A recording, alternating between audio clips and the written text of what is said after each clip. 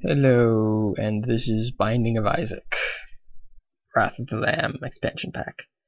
I'm playing this game and making a conscious effort to speak like a normal human being and pronounce words correctly, as well as talk at a normal pace.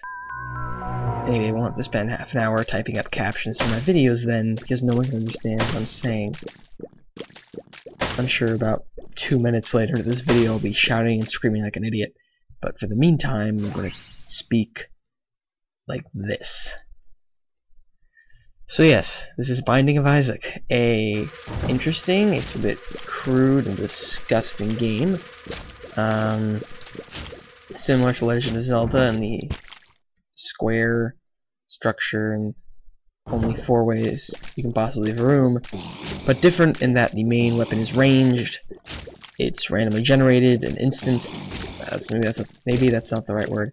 What I mean is, when you play the game, you play until you die, and then that's it. You cannot play in that individual game again until... you just can't. Once you die, that game is over, and you just have to start a new game as a new character. And as you go through the game, you collect items that make your character better, and the goal of the game is to find your mom. I'm not kidding. And beat it. There's also mini bosses like this that pop up every once in a while. And there's a boss at the end of each dungeon floor that you have to beat in order to get down to the next one, though there are sometimes other ways to do that as well. I just went through puberty. This game has a very religious theme. A lot of the characters in the game are based on religious characters, and the whole plot line basically is that this boy Isaac's mom heard a voice of God, and the voice was all, put him in his room and take away his pants and keep him safe from sin, because to show you're devoted to Jebus. And so she did that, and then it's like, no wait, you have to kill him instead, because fuck you. I think it's based on an actual Bible story. I really don't pay attention to the Bible that much, though, so I would have no way of knowing, and I'd feel bad about claiming one way or the other definitively, so I'll just say maybe.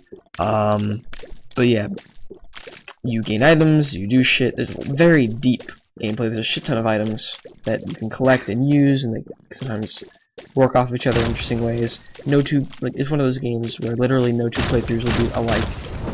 It's just two different animals. I like it a lot. There's a lot of depth. It's very difficult, but it's a fair kind of difficult, where if you fuck up, if you die, it's because you fucked up. It's your fault. All of it's your fault. Which actually kind of mirrors the way I think they're trying to convey Isaac feels about this whole event, which is, it is my fault. I don't know, I'm looking into it deep. It's like 1 AM. I'm like, oh my god, everything is psychologically significant. Maybe they just felt like making a good game, if it's one of those ones where, oh no, you didn't do it the way we wanted you to, you lose. Bitch. But yeah. So I like Binding of Isaac a lot. I find it very hard to formulate my thoughts when I'm speaking so slowly. I don't know why that is. Also, I'm busy playing Binding of Isaac. The first couple floors are easy because as you play through the game, they're the ones you visit the most often. You become the most familiar with the basic room layouts and the enemies and how to beat them, and it is just simpler. And the floors are also smaller. As the game progresses, it gets exponentially harder.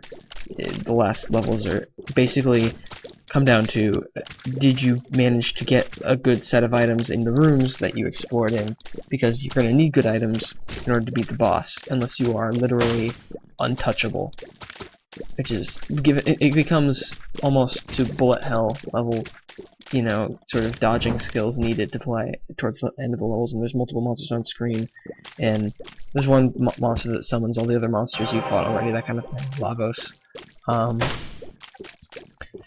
So, in order to really play the game, you either have to get good items, or you have to just be obscenely good at this sort of thing. And I am not obscenely good at this sort of thing, so I have to rely on good items. So it is a bit luck-based in that regard. Getting good items can make or break a run which sometimes feels a little bit arbitrary. It doesn't feel like I'm winning because I'm playing extra good. It feels like I'm winning because I got a good item. But it never feels like that while you're playing, though. It just, in reflection, you're like, why did I win? Oh, because I got the habit and the heart, which is ridiculous. Instead of, oh, I shot the tiers in the best way. I don't know. I don't have any problems with it personally. I think it's fine. It doesn't bother me when I'm playing. That's what really is important.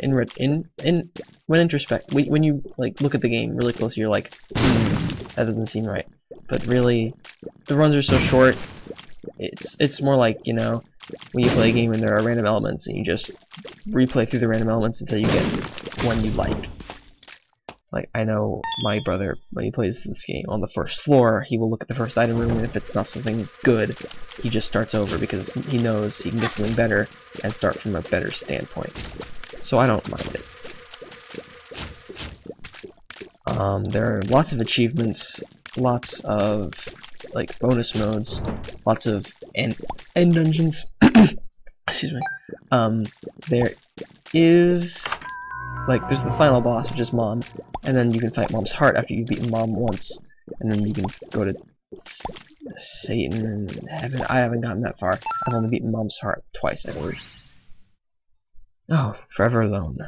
There are some references to memes in this and to pop culture, which is not my thing. References to pop culture. Pop culture is sort of my thing. References to it, not so much. I just don't like it invading games. So jokes like Forever Alone for me are a little, but it's okay. The sheer number of items in this game is staggering. The sheer number of ways they work together and their thematic adhesivity. I don't know, that's a big word. They feel like they go together. It's not just like, let's throw in everything. A couple of them are a little weird though. A couple of them it's like, why is there a unicorn in this game? I don't know. I guess because My Little Pony. But whatever. No qualms. But yes, there's a lot of. I don't really know what to say about this game. I'm tired. Let's just play for a little bit. I'm sure I'll die eventually. I don't know though. I got a lot of hearts. The 5 main stats are hearts, which is how much damage you can take before you die. Obviously. And then there's speed, which is how fast you move. Rate of fire, which is how many tiers you fire. Damage, which is how much damage those tiers do. And I think range, which is how far your tiers go. There's also stuff like shot speed, which is referred to less often. And such like that. Shot speed being how fast your shots go. I've played this game so much, I've sort of... I don't know what happens in it, I just know. I don't know what to explain because I don't know what's just obvious and what is totally out of the water. Strange, I guess. These pills give you random effects. Usually some of them are bad, some of them are good. Oh boy. But since I'm playing as Cain, who has the special ability Lucky Foot, all of them are good for me. Those doors hurt you when you go through them. This is a secret room. There are secret rooms in this game, it's nice. Your 3 items you have are money, which can be used to buy things at shops. Bombs, which can be used to explode things and are more useful than just dealing damage by far. And keys, which open doors. On each floor there is a boss room and an item room, with the exception of later floors, so there is no item room. There's also a shop on each floor, which again goes away later, but there's always the boss room. Oh, I didn't realize I got a devil room. Maybe that's... Oh, Jesus. Oh no. Devil rooms, you have the option to exchange hearts permanently, like a heart canister, your maximum hearts, for items. I'm personally a fan of this, so I will get rid of one of my excessive number of hearts in order to take it. The card in the Q slot, you can pick up cards or pills and put them in that slot, and then you can use Q to use them. I know for a fact that this... Oh shit, oh fuck, there's a lot of items, I mean, people. I know for a fact that this card, you sort of memorize the items as you play. It's one of those games where, you know, you spend about the first 10 days of it just like bent over the strategy guide. You know, if people actually use strategy guides anymore. Bent over the forum or the website.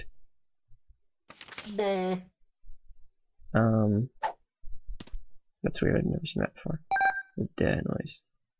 Anyway though, I know it doubles the amount of bombs I have, so I'll wait until I have a good number of bombs and use it. I'm gonna use the telepills and go somewhere fun. Let's see, I'm gonna die. Wow, I went back to the remote. That's fantastic. Oh, fucking spiders. Go home. You're done. Oh boy, I hope not. Okay, I just died. So, that's convenient.